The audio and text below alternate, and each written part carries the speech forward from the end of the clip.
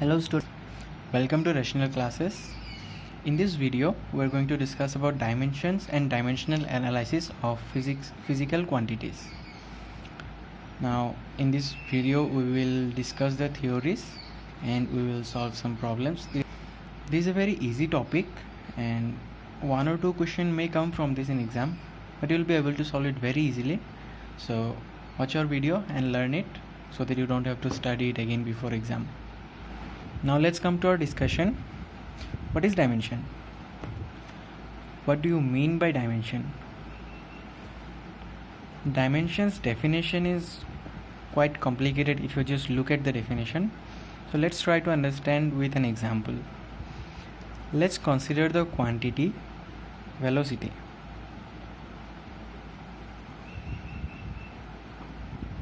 Do you remember how we expressed dependent quantities in terms of independent quantities in our last videos? We're going to do the same. Now velocity can be written as displacement by time. Now displacement can be written in terms of length and time is time.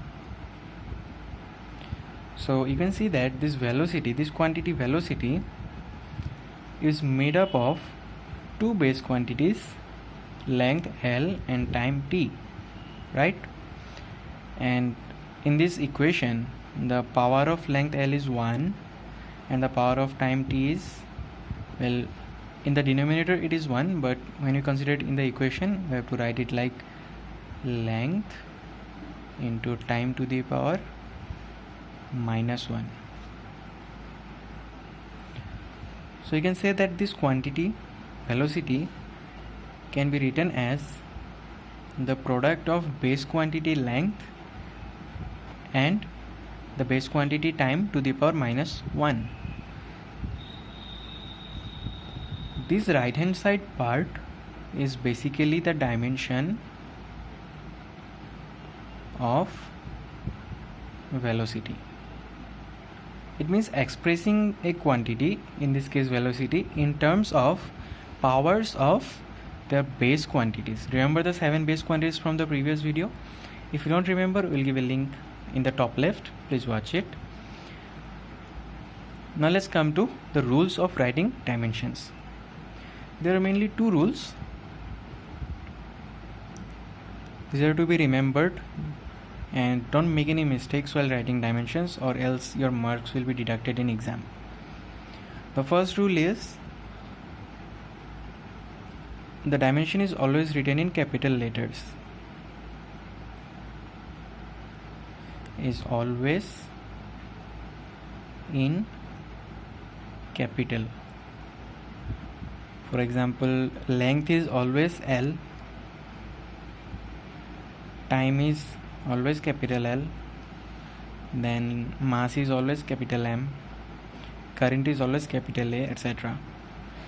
And rule number 2 is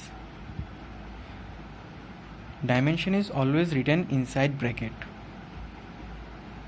Always inside bracket, this square bracket. Now you can give an example, like if you are writing L as dimension in any equation, you have to write it as L like this. For example, if it involves a square of L, then it will be L square. If you don't write this second bracket or square bracket, you will not be identified as dimension and your marks will be deducted. So don't forget these rules. Now there are two terms in the books: dimensional formula and equations. Now what do you mean by formula? Formula is the expression of anything in simpler terms, like the formula for kinetic energy is, for a moving body, the formula of kinetic energy is half mv square. Basically this part gives us how to find kinetic energy. So formula involves giving the value of something. On the other hand, equation is where there is a left hand side and there is a right hand side and both are equal. This is called an equation. When they are not equal, like left hand side is greater than right hand side, then it is called inequality. So for equations it is necessary that they are equal. So what is the difference between formula and equation? In formula also there is an equal term, but it does not equate two things. It gives you the value of something. But in case of equation, they equate two things. So dimensional formula means the dimension of anything. Like we gave you the example of velocity here. The dimensional formula of velocity can be written as velocity. We have already seen that this is length by time. So its dimensional formula df is, the length can be written as capital L inside square bracket. Power is 1, so don't worry about it. Then time is in denominator, so you have to write it as t to the power minus 1. This is basically the dimensional formula of velocity. This is what a dimensional formula is. Now let's consider a dimensional equation.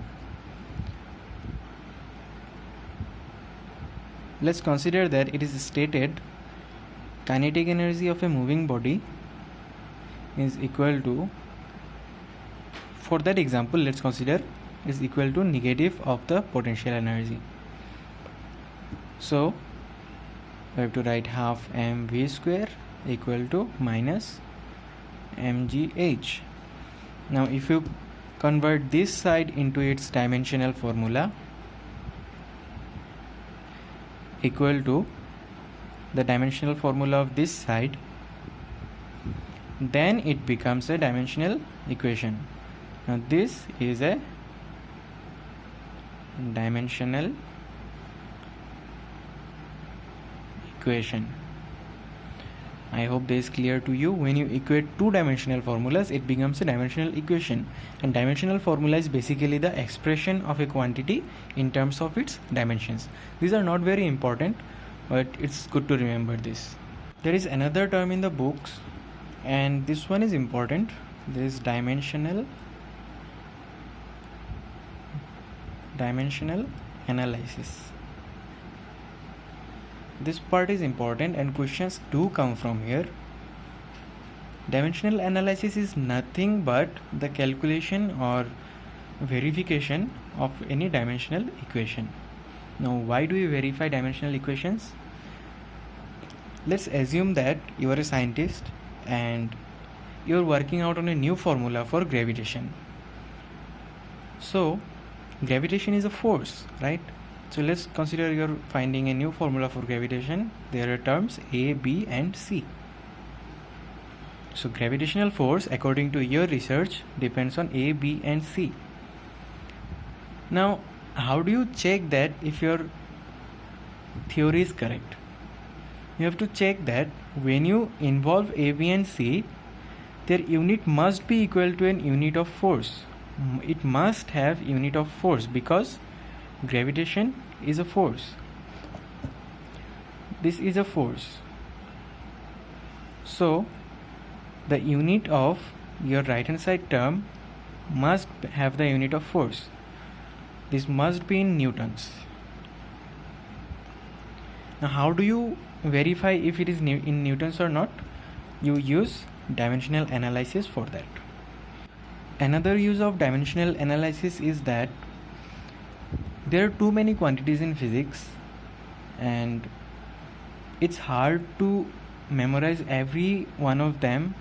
It's hard to memorize the relation of every one of them with the relations to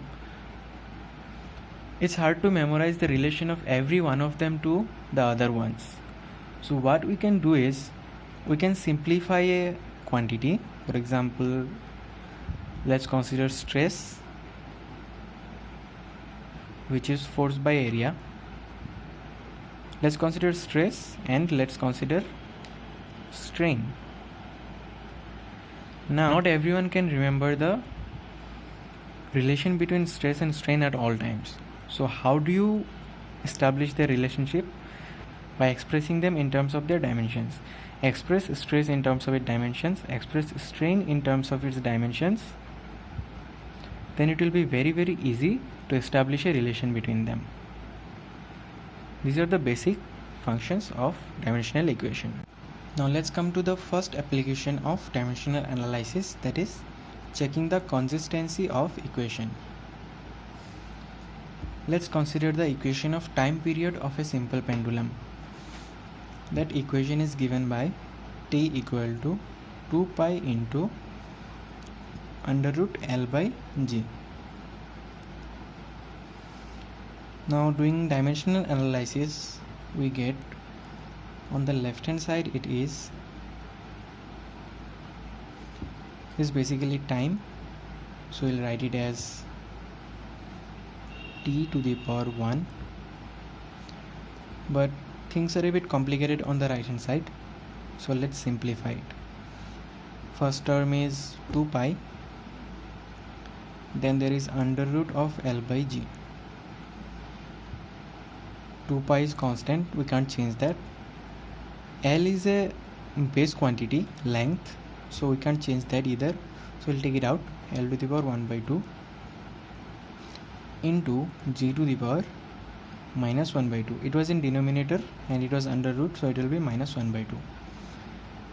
Again 2 pi and L, these are constants and base quantities, but G is acceleration due to gravity. Not due to gravity, but it is still acceleration. So acceleration is basically velocity divided by time, and velocity is length divided by time, so that gives us length divided by time square. Acceleration A equal to length divided by time square. So we can write G as L by T square to the power minus 1 by 2. Now again simplifying this term, we get L to the power minus 1 by 2 divided by T to the power 2 into minus 1 by 2.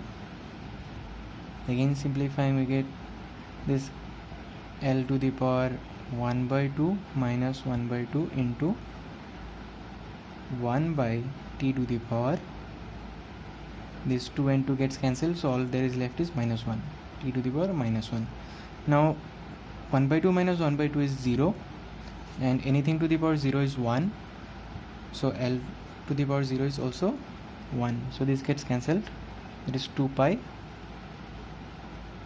into, now T to the power is minus 1 in denominator, so it will come to numerator and become positive, so this is equal to 2 pi into T. This is not a formula, this just we're just simplifying it in terms of their dimensions. Now 2 pi doesn't have any dimension, there is a constant term, but the second term T has dimension, and its dimension is T to the power 1. So you can see that this formula is dimensionally correct, as the left hand side and the dimension and the right hand side have the same dimensions. This is the use of dimensional analysis in checking consistency of an equation. Other complicated equations may be given to you, or some other unknown factors may be given to you, and their equations may be asked to find out. You'll be able to do that with practice. Let's discuss the second application of dimensional analysis, that is relation between quantities. Let's assume that you are told that a body is moving in a circular path